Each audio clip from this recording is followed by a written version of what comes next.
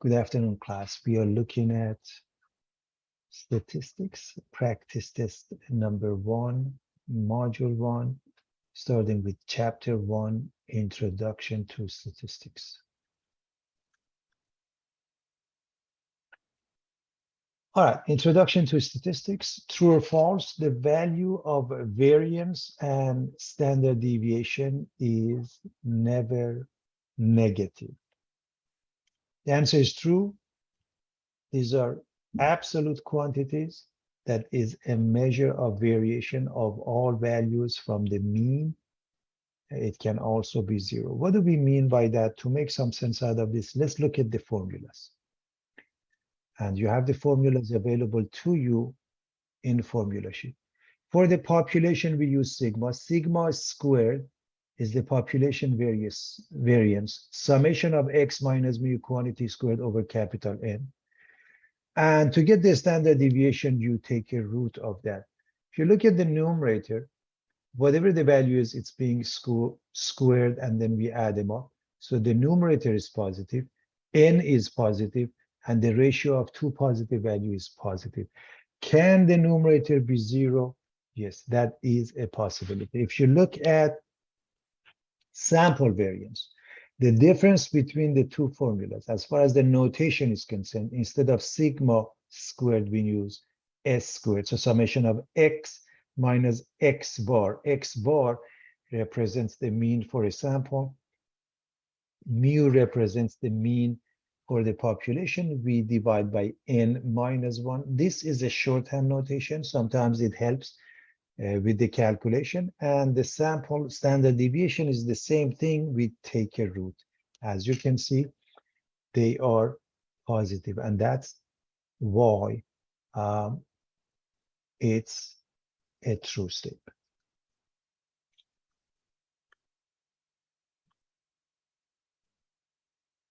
What kind of a variable weights of bears is? Is it quantitative or qualitative? It's a quantitative variable because weights of bears, it gives numbers that represent counts or measurements. It's a quantitative measurement. What about gender of bears? That is a qualitative measurement. Gender of bears is distinguished by non-numeric characteristics. You want to define population and sample in statistics. Population is the complete collection of all elements, scores, people, measurements, etc., to be studied, whereas sample is a sub-collection or portion or fraction of elements drawn from a population. In short, population is the whole, sample is a percentage or a portion of that. The value of the middle term in a ranked data, we call it the median. What I want to explain about qualitative versus quantitative, generally speaking, when numbers are involved, is quantitative, otherwise it's qualitative. However, there are numbers that are considered qualitative. For example, zip codes, social security numbers, so on and so forth. We don't want to mix them up. Given any data, how do you find the mode?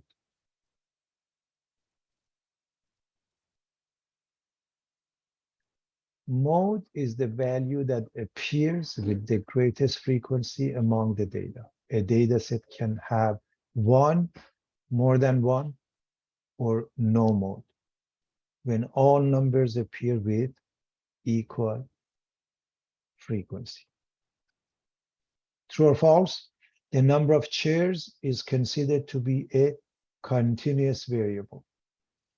That is a false statement. The number of chairs is not continuous. We cannot have 1/4 of a chair. So let's look at the definition of a discrete data result when the number of possible values is either a finite number or a countable number of possible values such as 0, 1, 2, 3. Example would be number of students in a class, number of cars in a parking lot. However, continuous variable, data that can take any value in an interval, data result from infinitely many possible values that correspond to some continuous scale that covers a range of values without gaps, interruptions, or jumps. The weight or height of a person would be examples of that. What is a Pareto chart? What does each axis represent? A Pareto chart is a bar graph for categorical or qualitative data, similar to a histogram for quantitative data. The vertical scale represents frequencies or relative frequencies, and horizontal scale represents different categories. Bars are arranged in descending order to emphasize the order of impact.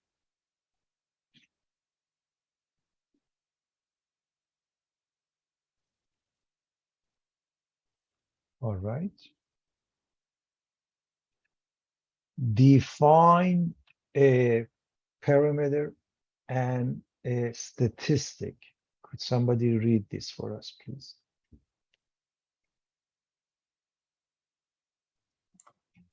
Parameter, a numerical measurement describing some characteristic of a population. However, statistic is a numerical measurement describing some characteristic of a sample. Perfect. Thank you so much. Define random sample and simple random sample. Go ahead. Random sample are members of a population are selected in such a way that each individual member has an equal chance of being selected. Simple random sample of size number is subjects selected in such a way that every possible sample of the same size number has the same chance of being chosen. Excellent. To explain this concept,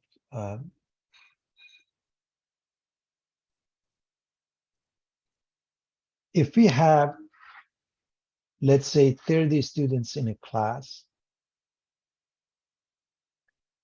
and we want to choose one student randomly,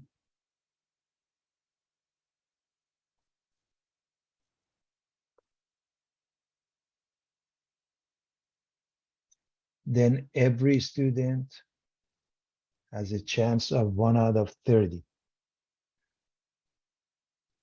to be chosen. But if we have 30 students and we want a sample size of, let's say, 4, then every sample of a 4, of size 4, must have the same chance. That's simple random sampling. So to know how many different samples are possible would be combination of 30 choose 4. So there are so many different samples, because as long as a sample of 4, you even change one student, it gives you a new sample.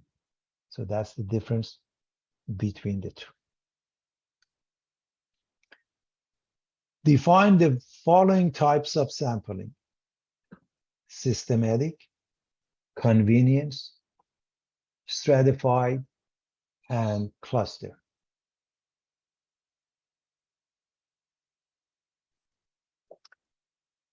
I'm going to ask again if you'll be kind enough to read. Anybody? I got it. Systematic sampling. Select some starting point and then select every kth element in population. Excellent. Continue with the example.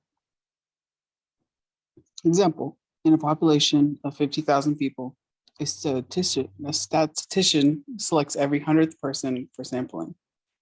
Perfect. Convenience. Go ahead. I was Please. going to say convenience sampling. Use results that are easy to get. Here's the example. Standing at a mall or a grocery store and asking people to answer questions would be an example of a convenience sample. Excellent. Continue, please. Stratified sampling. Divide the population into homogeneous. The subjects within the same subgroup must be similar and share the same characteristics. Subgroups called strata, and then obtaining a simple random sample from each subgroup, stratum. And finally, Cluster sampling. Divide the population into sections or clusters, non-homogeneous subgroups, then randomly select some of those clusters and choose all the members from the selected clusters. excellent. So for this case, to make some sense out of it, if we look at this concept of a stratified sampling, we have different groups, and from each group, randomly we select some. Whereas in cluster sampling, the different groups are similar. So each group can be a representative, as long as you pick one or more than one group, and the whole group can be a representative random sample.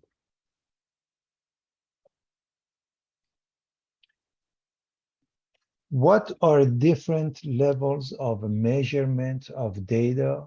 Give examples. Could somebody read this page for us, please? Nominal level of measurement is described by data that consists of names, labels, or categories only, and the data cannot be arranged in some order, such as low to high. Example. Survey responses of yes, no, and undecided. Eye color, blue, brown, black, other. Political party, Democrat, Republican, Independent, or other. Continue. Ordinal level of measurement involves data that can be arranged in some order, but difference obtained by subtraction between data level values either cannot be determined or are meaningless. Examples. Ranks of colleagues. Ranks can be first, second, third, and so on, which determines in ordering. Assigning grades of A, B, C, D, or F. These grades can be arranged in order, but we cannot determine difference between the grades. Interval. Interval level of measurement involves data that can be arranged in order, and the difference between data values can be found and are meaningful. However, there is no natural zero starting point at which none of the quantity is present. A value of zero does not mean the absence of the quantity. Um, arithmetic operations such as addition and subtraction can be performed on values of the variable. Examples. Body temperature of 98.2 degrees Fahrenheit and 98.6 degrees Fahrenheit. Years 1000, 2000, 1706, and 1492. Sorry. Ratio level. Ratio level of measurement data can be arranged in order. Differences can be found and are meaningful, and there is a natural zero starting point, where zero indicates that none of the quantity is present. Difference and ratios are both meaningful.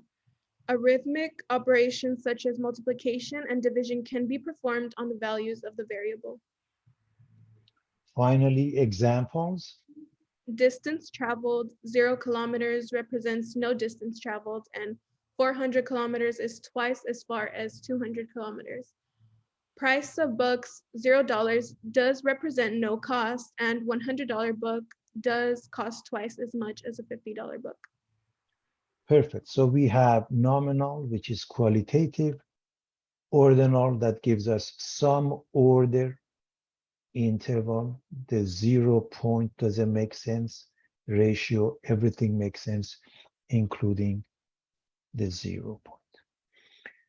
What's the difference between an observational study and an experiment?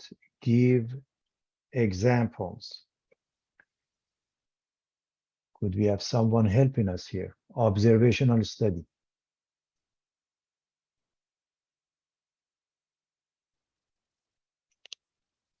Not everybody at the same time. One student can do it for us. I can do it again if. Perfect. Great. An observational study is observing and measuring specific characteristics without attempting to modify, influence the individuals being studied. In an observational study, the researcher merely observes and tries to draw conclusions based on the observations. Example. A study took a random sample of adults, asking them about their bedtime habits. The data showed that people who drank a glass of warm milk before bedtime were more likely to go to sleep earlier than those who didn't. Perfect. Experiment. Apply some treatment and then observe its effect on the individuals. The individuals in experiments are called experimental units, and they are often called subjects when they are people. In other words, an experiment is a controlled study that aims to determine the effect of one or more independent explanatory variable factors on a dependent outcome response variable. Any combination of the values of factors is called a treatment. The researcher manipulates the independent explanatory variable and tries to determine how the manipulation influences the dependent outcome response variable in an experimental study.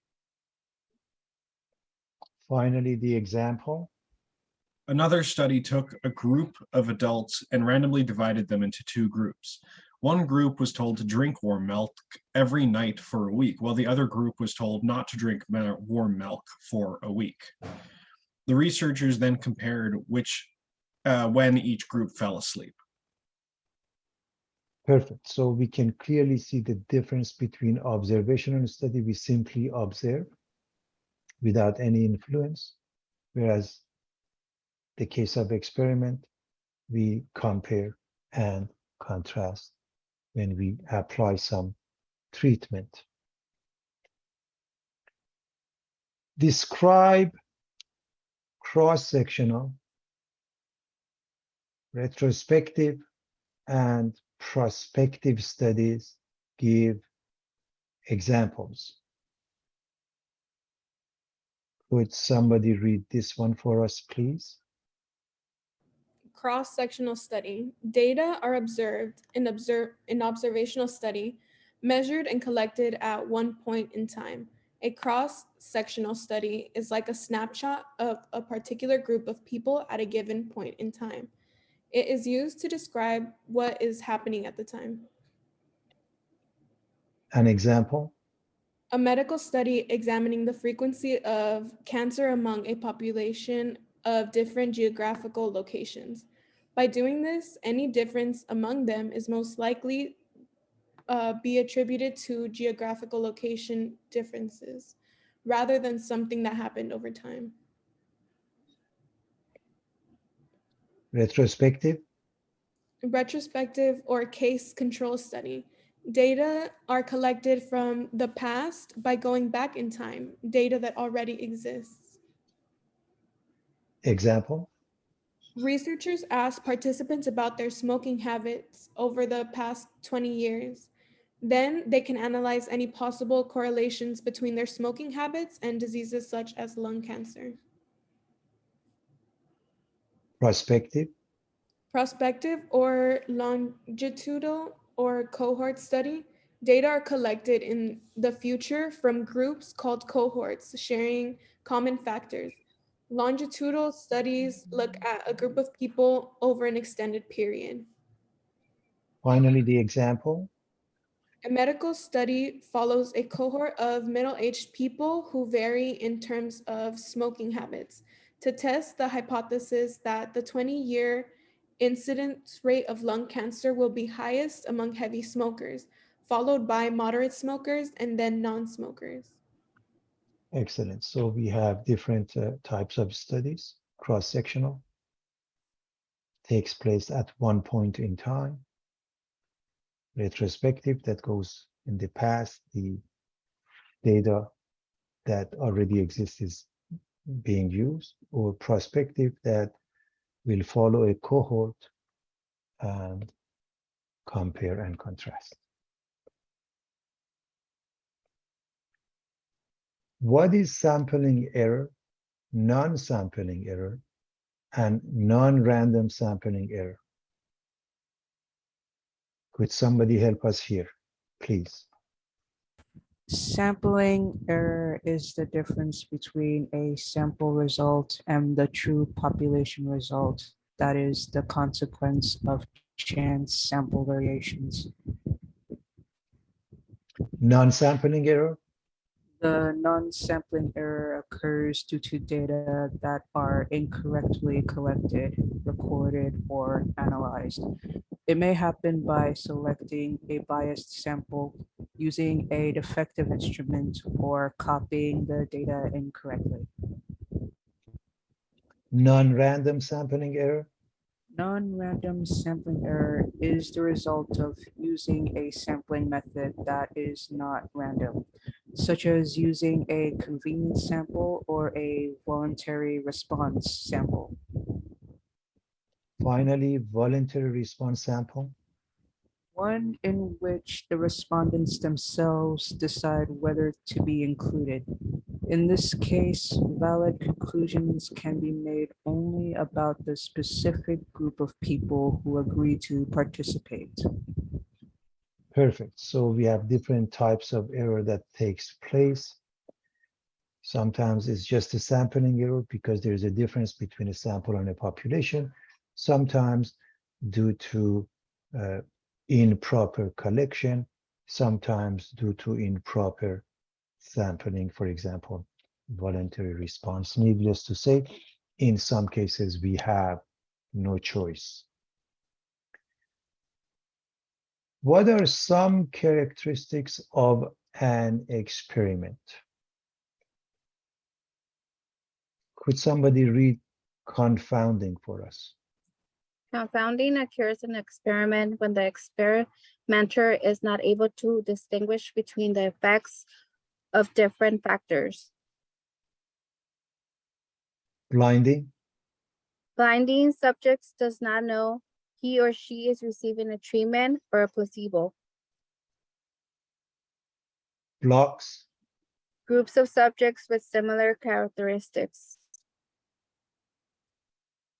Completely randomized experimental design? Subjects are put into blocks through a process of random selection. Replication? Repetition of an experiment when there are enough subjects to recognize the difference in different treatments. Sample size? Sample size must be large enough to display the true nature of the population data and should be obtained using an appropriate random method. Perfect. So when we look at characteristics of an experiment, there are things that happen when we can't distinguish between the effect of different factors. It's confounding, and we have to find a way to take care of the business. Blinding, subjects don't know if they are receiving the treatment or placebo. Placebo is like a sugar pill. It looks like a treatment pill, but it's not. Blocks, we have groups with similar characteristics because we are checking something, and the subjects must be randomly assigned to those blocks. That is completely randomized experiment. Replication is important. We should have, if we have that possibility to have enough sample, then the repetition can give us a good experiment. And that's why the sample size is extremely important. Sometimes we have no choices. Explain some misuses of statistics. Go ahead. Could somebody read that for us, please? Bad samples. I'll go. Bad samples, small samples, misleading graphs, distorted percentages, loaded questions, order of questions, refusals, correlation and causality, self-interest study, precise numbers, and partial pictures. And again, these are some of the misuses. There may be even more, but just to give you an idea. Pictograph, Double the length, width, and height of a cube, and the volume increases by a factor of 8. To correctly interpret a graph, we should be able to analyze the numerical information given in the graph instead of being misled by its general shape. deliberate distortion, loaded questions.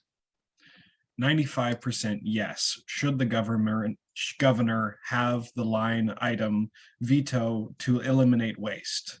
53 to yes. Should the governor have the line item veto or not? Finally, If sample data are not collected in an appropriate way, the data may be completely useless, that no amount of statistical training can salvage them. Randomness typically plays a critical role in determining which data to collect. perfect. And that's the idea. First of all, when we read things, it's important to understand where it comes from, how the sampling was done, and who is behind that, what is the resources, and what are the sources. So you want to look at the whole thing to be completely sure that it's done properly. A simple example, when it comes to pictograph, if you double the length, the width, and the height of a cube, then it becomes 2 cubed equals 8 times larger.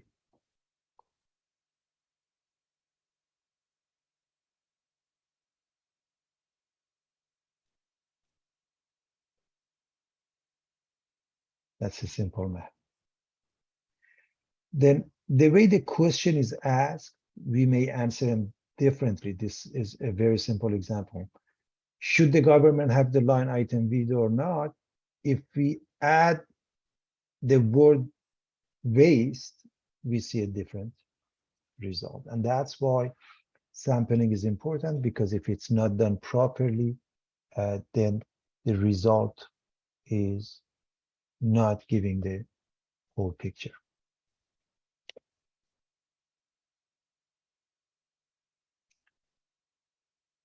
A research center questioned 2,000 adults in the US to estimate the proportion of the population favoring death penalty for murderers. It was found that 70% are in favor of death penalty for murderers. State, the individual, variable, population, sample, perimeter, and statistics. So let's get help. Population.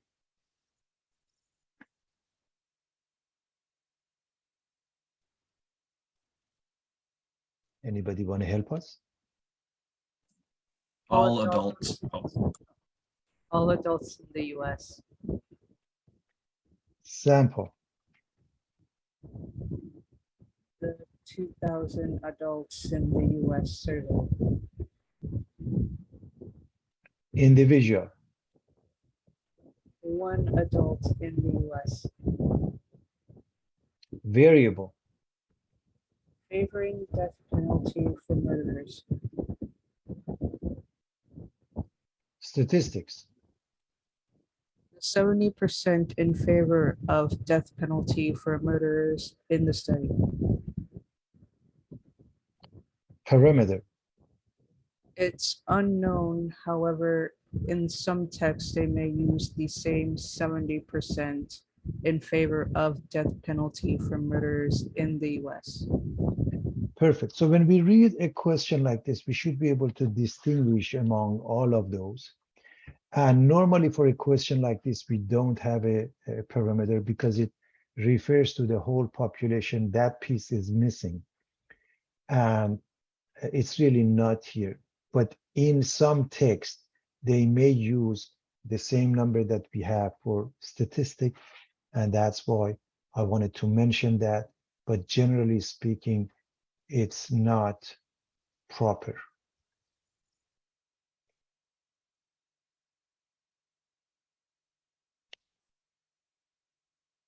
Decide if each of the following describes an observational study or an experiment. So let's take a look at this one. Again, I'm going to ask someone to help us. Would you mind reading part A? The height of the shoppers at the mall was reported. We are simply recording. That's an observation we are doing. So it's an observational study. Part B. A drug is given to a group of people and their reactions observed. So we are giving a treatment and therefore we are dealing with an experiment. Part C. A group of students are told to listen to music while taking a test, and the results are compared to a group not listening to music. Same thing. Again, we are dealing with an experiment here. We are experimenting. Part D. The temperature on randomly selected days throughout the year were measured. We are simply recording and observing. It's an observational study. Part E. The gender of children born in January were tallied. Same thing, observing. Therefore, it's an observational study. Finally, part F. The growth rate of bacteria is compared before and after adding alcohol. We are given it some treatment. Therefore, we are experimenting.